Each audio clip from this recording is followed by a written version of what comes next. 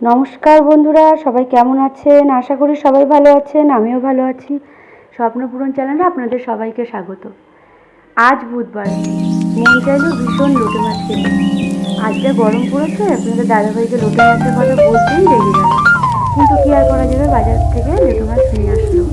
লোটে মাছ দেখে তো ভীষণ খুশি। লোটে মাছটাকে ভালো করে ধুয়ে আমি আবার এইভাবে রান্না করি। প্রথমে ময়দার মধ্যে একটু হলুদ, নুন আর লঙ্কার গুঁড়ো মিশিয়ে নিই। তারপর কড়াই ভালো করে গরম করে সাদা তেলে মাছগুলো ভেজে নিতে হবে।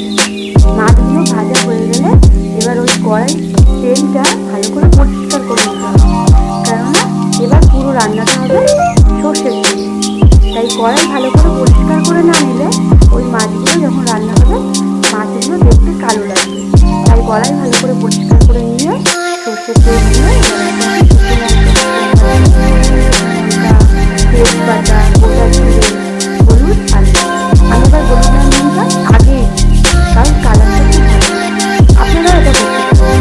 যদি বাড়িতে অতিথি আছে, মনে হয় লঙ্কা গুঁড়ো নেই, তাহলে এইভাবে যদি রান্না করেন প্রথমে হলুদ আর নুন দিয়ে একটু কড়াই গ্যাসটা কমিয়ে হালকা একটু ভেজে নিয়ে তারপর মশলা দিয়ে কালারটা দিয়ে রাখবো। আমি এভাবে রান্না করি।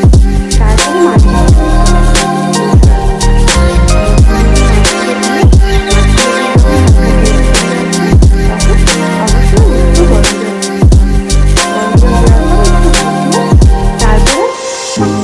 গলে থেকে দেখুন তেল ছড়িয়ে এসেছে।